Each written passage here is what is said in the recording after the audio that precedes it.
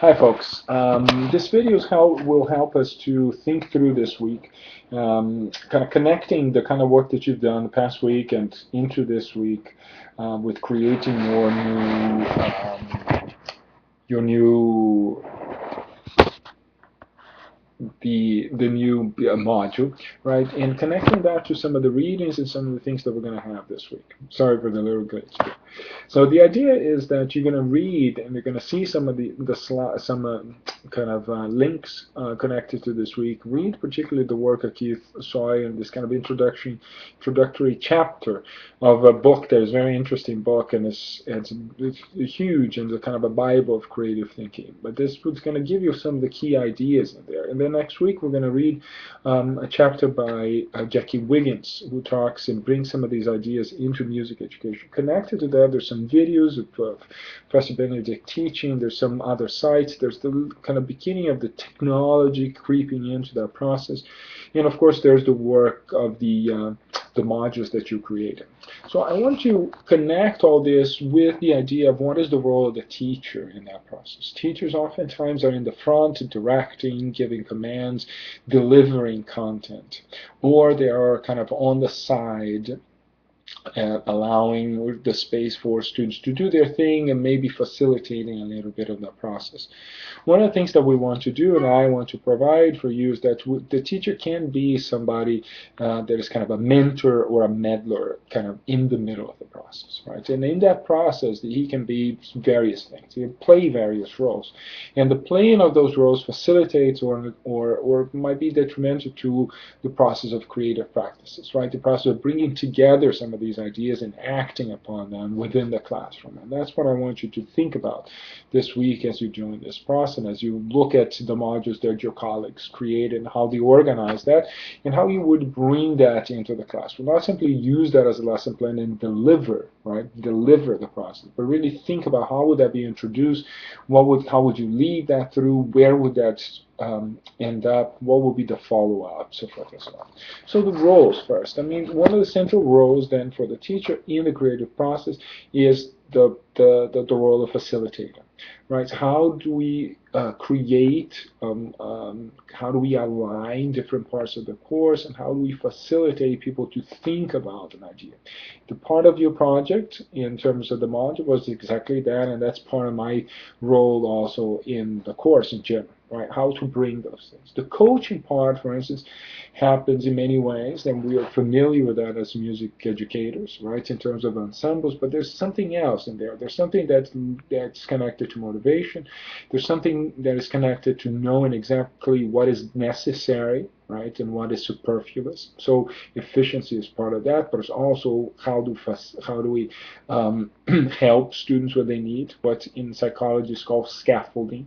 So how we help them to get to the next level faster than they would and with more complexity that students could do on their own, right? Which is, again, part of what perhaps you see in this course. And another element of this process in the roles of teachers is the role of artists, right? So creating and promoting kind of risk-taking. How do we push people to think about differently about what they do and try to do something in innovative ways, in adaptable ways?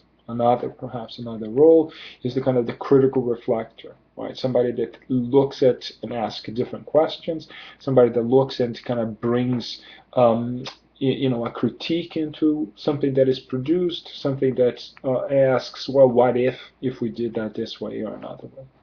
And of course, there's the issue of the role of the teacher as a scholar, somebody that knows the field, somebody that thinks about how the field has produce materials, ideas, concepts, practice, and tries to either connect to things that already took place or to advance where there isn't a lot of space, right? So think about this idea of creativity within these roles that teachers can take on.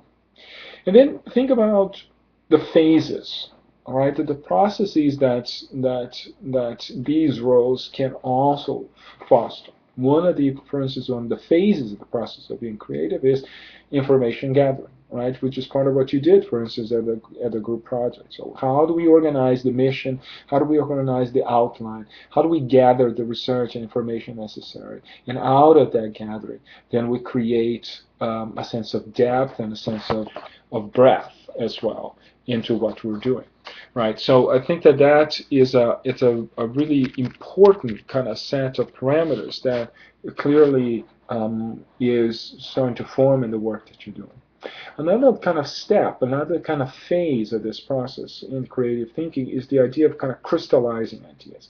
How do we help out of that gathering of information that's this kind of step one?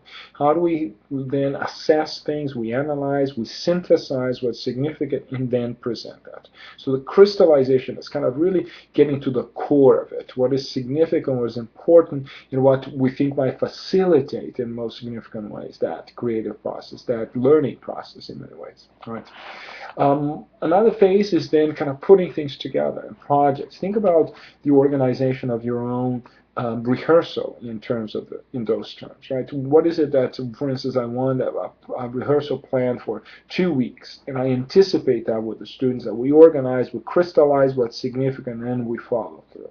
How much of that ownership of learning could happen in that process? And that seems to be a really important part that goes hand in glove with the idea of the teacher as a facilitator, as a coach, as an artist, and as a critical reflector.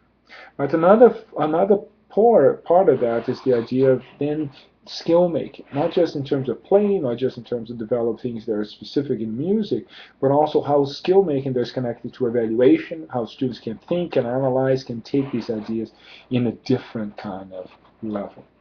And these form particular kind of skills that are connected to creative thinking that I think are really important. The first one is the idea that I can then shift perception, right? I can interpret a piece of music differently. I can think about what does it mean to be a musician differently. I can do a creative kind of engagement with a particular genre or with a particular idiom of music. Right, so there's this shift of perception, seeing differently how and in what ways I can be a more effective teacher, how I can be a more reflective teacher, how I can be a more engaged teacher. There is an element of piggybacking in that process, right? We need to do and we need to kind of use things that others did before us. And that's part of the creative thinking as well. That's part of the creative process as well. Brainstorm is certainly something that you did in your groups before, something that you did already when you're thinking about your your projects, your ideas, and certainly it's going to take place in the future as well. And that's kind of how do we bring the ideas together? How do we focus on specific things? Right? So how do we have a surface, but at the same time we have points of depth? Right? How do we anchor that in a significant way? There's something that's really interesting, and some of you are showing that capacity already in your work, which is this kind of glimmer catching, the idea of glimmer catching, which is a skill in creative thinking. It's kind of having a sense of what's out there, that there's an idea that seems to be just forming, and you are able to kind of grab that and use that in the process, right? So there's something that is out there, something that is kind of out of focus, kind of there's not really perceptible, but that people start paying attention to it and start grabbing. We're going to see this later on in research and other aspects of the course when you're thinking about what is it that you see in this environment, in this study, that is forming as a theme, as a pattern. How do I, out of that glimmer, how do I consolidate something? How do I present something? This is what I think it is. Part of that, of course, is to collaborate with the things that you see, with the information, with content, but also collaborate with others, exchange ideas, ask questions, kind of show work and ask for feedback, right? That kind of collaboration, also saying, well, how would you do this, and kind of work with somebody in that process. Playing around with it as well, allowing time to rest and come back to, and playing, for instance, around with the idea of, well, let me see what I could do differently with my teaching today. Let me see if I try this with the student, what would happen. Let me see if I change a bit the structure or the sequence of the the lesson. Let me see if I change the repertoire. What if I ask certain questions that I have not done that? Right, that's important. Another element in creative thinking is recognizing patterns. right? Going to the idea that things are always kind of trying to structure themselves, and students work that way as well. They kind of form patterns. We all work that way, and so use that formation of patterns, right? In a sense that that creates a certain level of sustainability for work, but also in a sense that out of those patterns, then we can adapt, we can create more, we can diverge, we can expand.